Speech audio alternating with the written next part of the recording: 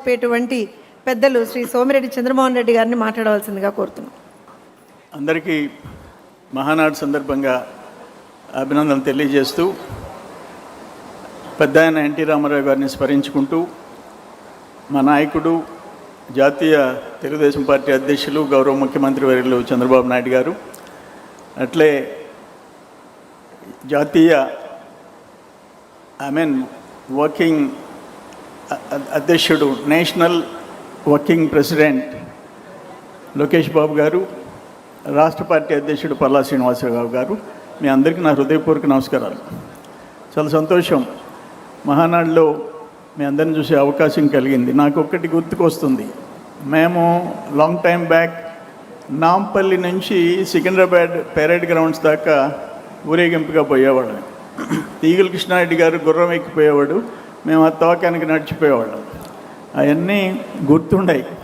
మహానాడులు ప్రతి మహానాడుకు హాజరైన సంఘటనలు గుర్తుండాయి.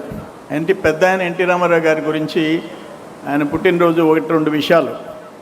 నెల్లూరులో సారా వ్యతిరేక ఉద్యమం, నేను అఖిలపక్ష పోరాట కమిటీ కన్వీనర్గా ఉండా. 23 జిల్లాల్లో ఒక్క నెల్లూరు జిల్లా పాటలు ఆపారు మహిళలు, మేము కలిసి. అప్పుడు పెద్ద ఆయన పోయి కలిసాం, బాబు గారిని కలిసాం. ఒక్కసారి నెల్లూరికి వచ్చి సభలో మాట్లాడమన్నాం. బిఆ కాలేజీలో బహిరంగ సభ. రావటం ఒకటే మాట చెప్పాడు, మేము అధికారంలోకి వచ్చిన వెంటనే సారా నిషేధం ఒక్కటే కాదు, సంపూర్ణ మద్యపానం నిషేధం చేసి పారేస్తాను అన్నాడు. దెబ్బతో కూడా 2 నెలల్లో సారా నిషేధం కాంగ్రెస్ ప్రభుత్వం నిషేధించిన సంఘటన అందరికీ గుర్తుంది. రెండవది ఒక్క ఇన్సిడెంట్, 94లో కాంగ్రెస్ గవర్నమెంట్ జీవీకే బీబీఐ 2200 ఎకరాలకి 35,000 ఎకరా కాంపెన్సేషన్ ఫిక్స్ చేశారు. అప్పుడు నేను 2 బస్సులు వేసుకొని రైతులను తీసుకెళ్ళా. పెద్ద ఆయన దగ్గరికి పోయి ఇట్లా అన్యాయం జరిగిందన్న. వెంటనే బాబు గారు finance and revenue minister and ఇంకో సెక్రటరీని పిలిచారు. బ్రదర్ చెప్పేది న్యాయంగా ఉంది, పరిష్కారం చేయండి అన్నాడు. బాబు గారు అసెంబ్లీలో ఆయన ఆఫీస్లో పిలిచాడు, చేంబర్లో. 24 అవర్స్లో డబుల్ కాంపెన్సేషన్ చేసి పంపించిన రోజులు ఇంకా గుర్తుండాయని చెప్పేసి మీ అందరికీ నేను మనవి చేస్తుండా. ఈరోజు చాలా పెద్ద సబ్జెక్టులు ఇచ్చారు, 10 మినిట్సే ఇచ్చారు, గంట కొట్టుపోకమ్మా. దీంట్లో ప్రధానంగా రహదారుల అభివృద్ధి ఇప్పుడు స్క్రీన్ మీద కూడా చూపించారు. నేనేమంటానంటే లాస్ట్ గవర్నమెంట్లో ప్రధానంగా 3 శాఖలు మోతేశారు. 1 రోడ్లు భవనాలు, 2 నీటిపారుదల శాఖ, 3 వ్యవసాయ శాఖ. ఆ ప్రభుత్వం బడ్జెట్లో కేటాయించిన అమౌంట్లో 40% కూడా ఖర్చు పెట్టుకున్న శాఖలు, పెట్టని శాఖలు ఏంటంటే ఈ 3 శాఖలు. దాంట్లో రహదారులు అయితే పరిస్థితి దారుణం. 14-19 తెలుగుదేశం టైంలో 25,194 కిలోమీటర్లు వేశాం. జగన్మోహన్ రెడ్డి పాలనలో 1,800 కిలోమీటర్లు. మళ్ళీ ఈ 2 ఇయర్స్లో 5,050 కిలోమీటర్లు వేశాం. ఇట్లా చెప్పుకుంటూ పోతే బీటీ రహదారులు 22,283 కిలోమీటర్లు వేస్తే లాస్ట్ గవర్నమెంట్ పూర్తిగా నిర్లక్ష్యం చేసింది. మళ్ళీ ఇప్పుడు 2,500 కిలోమీటర్లు మనం వేయగలిగినాం. భారతమాల ప్రాజెక్ట్స్ 5 ప్రాజెక్టులు 2014 and 19 దాదాపు వచ్చి 36,000 కోట్లు. వాటికి స్టేట్ గవర్నమెంట్ షేర్ కట్టినందువల్ల ఆగిపోయే పరిస్థితి లాస్ట్ గవర్నమెంట్లో వచ్చింది. మీ అందరికీ నేను గుర్తు చేస్తున్నా. కేంద్ర ప్రభుత్వం ఈ గవర్నమెంట్లో ఇప్పుడు కూటమి ప్రభుత్వంలో కేంద్ర ప్రభుత్వం ఆమోదించిన జాతీయ రహదారులు 8 ఇంపార్టెంట్ 8, మొత్తం పొడవు 1,749 కిలోమీటర్లు, వాల్యూ 81,879 కోట్లు ఈరోజు శాంక్షన్ చేయించుకునే పరిస్థితి వచ్చింది. నేనేమంటానంటే ఆ టైంలో ఎంతమంది చనిపోయినారు, యాక్సిడెంట్లో ఎంతమంది, 43,000 మంది రోడ్డు ప్రమాదాల్లో చనిపోయే పరిస్థితి జగన్ గవర్నమెంట్లో వచ్చింది. ఈరోజు గాడిన పడింది. మొత్తం రోడ్లు అయితే ఇప్పుడు అంతకుముందున్న పరిస్థితి, ఈ ఫోటోలు ఉన్నాయి ఇక్కడ. రాష్ట్రంలో 45,375 కిలోమీటర్లు టోటల్ లెంగ్త్ ఉన్నాయి. అందులో 50% 23,000 కిలోమీటర్లు దెబ్బతిన్నాయి. అటువంటి పరిస్థితి జగన్మోహన్ రెడ్డి గవర్నమెంట్లో వచ్చింది. రెండోది ఏంటంటే అమరావతి, ఇంపార్టెంట్ అమరావతి. అభివృద్ధి వికేంద్రీకరణ, రైతు బిడ్డలు మనకి 34,000 ఎకరాలు ఇచ్చారు. 28,538 మంది రైతులు, వాళ్ళు 1,631 రోజులు గత గవర్నమెంట్ మీద పోరాటం చేయాల్సిన పరిస్థితి వచ్చింది. 230 మంది ప్రాణత్యాగాలు చేశారు. నాకు ఒక్కటి బాగా గుర్తుంది, ఆ సోదరిమణులు, ఆడబిడ్డలు, సోదరులు తిరుమలకి పాదయాత్ర కొనసాగించారు. దాంట్లో సర్వేపల్లి కాన్స్టిట్యున్సీలో పొదలకూరు ప్రాంతంలో మేమంతా నైట్ టెంట్లు వేయించి అన్నీ చేసాం. అర్ధరాత్రి పోలీసులు వచ్చి వాటిని తీసేశారు, రిమూవ్ చేసేసారు. మేమెంత అడ్డుపడి కల్చర్ ఇంకా అతనికి పోలే. ఈ అమరావతిని నాశనం చెయ్యాలని చెప్పేసి అతను చేసిన ప్రయత్నాలు మనం చూసాం. ఈరోజు 15,000 కోట్ల రూపాయలు కేంద్ర ప్రభుత్వం ఇచ్చి అండగా నిలబడింది. మొన్న లోక్సభలో చట్టం చేసింది, ఎదురు లేకుండా అమరావతి అనేదానికి మళ్ళీ పల్లెత్తి ఆ అపోజిషన్ పార్టీ మాట్లాడేదానికి లేకుండా మోడీ గారు ప్రభుత్వం కేంద్రంలో మనకు చట్టం చేసి ఇచ్చింది. ఈరోజు బిట్ వచ్చినా, ఎస్ఆర్ఎం వచ్చినా, బిట్స్ పిలాని వచ్చినా, అన్ని విశ్వవిద్యాలయాలు వచ్చినాయి అంటే చంద్రబాబు నాయుడు గారి కృషి, లోకేష్ బాబు గారి ఎఫర్ట్స్ అని చెప్పేసి నేను తెలియజేస్తున్నా.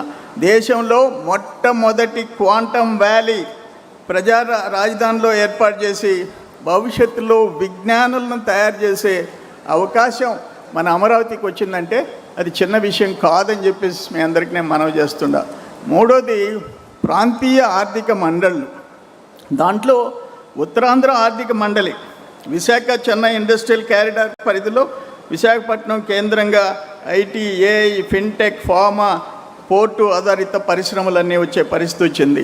కోస్తాంధ్ర ఆర్థిక మండలిలో ఈ సేవారంగం, విద్య, ఆరోగ్యం, నాలెడ్జ్ ఎకానమీ ఇవన్నీ అమరావతికి 15,000 కోట్లు ఇవ్వటం, క్వాంటమ్ వ్యాలీ రావటం, ఇవన్నీ కోస్తాంధ్ర ఆర్థిక మండలికి అవకాశం వచ్చింది. రాయలసీమకి మనం ఎవరూ ఊహించలే. రాయలసీమలో Bengaluru Chennai corridor, electronics, automobile, drone, defence ఇవన్నీ తయారీ రంగాలకు ప్రాధాన్యం. Sri City, Tirupati electronics clusters, green energy రంగంలో 150,000 కోట్ల పెట్టుబడితో దేశంలో అతిపెద్ద హబ్గా రాయలసీమ ఏర్పాటు చేయటం, వీటన్నిటిలో లోకేష్ బాబు గారి కృషి కూడా అనిర్వచనీయమని చెప్పేసి నేను మనవి చేస్తుండా. 1,00,000 కోట్లతో ఉద్యానవన హబ్ ఏర్పాటు చేయాలని కేంద్ర రాష్ట్రాల పెట్టుబడి 60,000 కోట్లయితే ప్రైవేట్ సంస్థల పెట్టుబడి కేంద్ర రాష్ట్ర ప్రభుత్వాలు 40,000 అయితే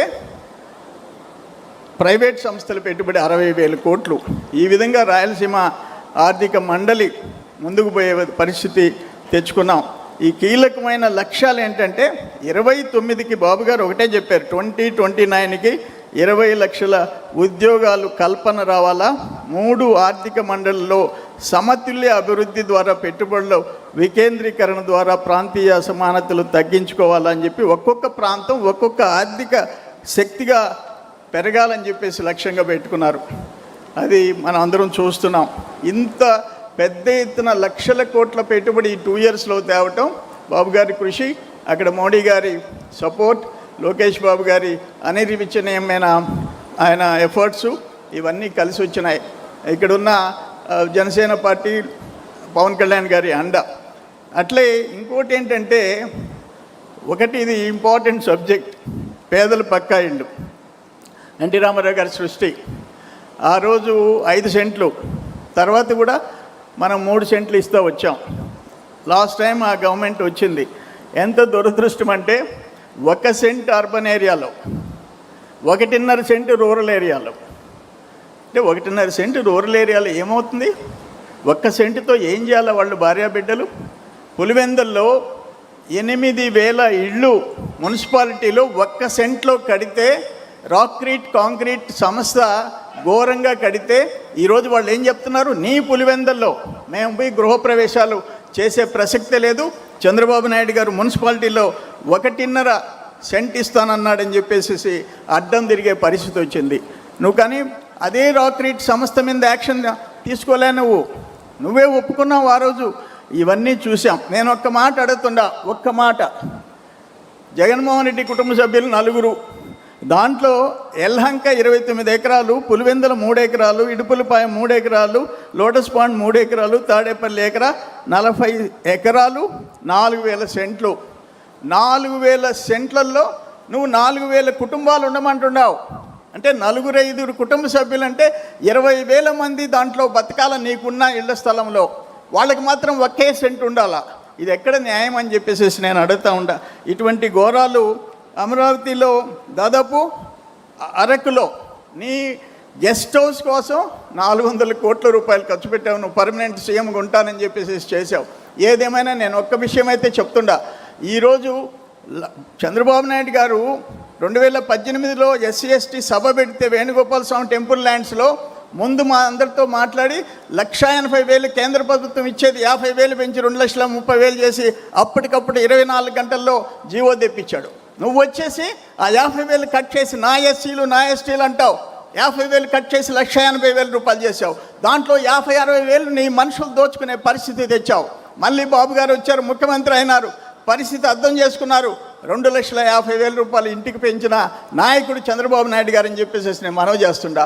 దుర్మార్గాలు, దోపిడీలు, ఆఖరిక 1,80,000 కేంద్ర ప్రభుత్వం ఇచ్చే దాంట్లో 60-70,000 దోచేసుకొని ఆ ఇళ్ళు దేనికి పనికి రాకుండా చేసిన ముఖ్యమంత్రిగా పనిచేసిన వ్యక్తి ఈరోజు గొడ్డల పార్టీ అని చెప్పేసి తెలియజేసుకుంటూ, టైం లేదు, గంట కొడుతున్నారు, చాలా ఇంపార్టెంట్ సబ్జెక్ట్స్ ఉన్నాయి. ఏదేమైనా మీ అందరి దగ్గర మరొకసారి మహానాడు శుభాకాంక్షలు తెలియజేస్తూ సెలవు తీసుకుంటా. Thank you sir. ఇప్పుడు ఇదే తీర్మానాన్ని బలపరచవలసిందిగా ఏపీఐఐసి చైర్మన్ శ్రీ మంతన్ రామరాజు గారిని వేదిక మీదకి ఆహ్వానిస్తుంది.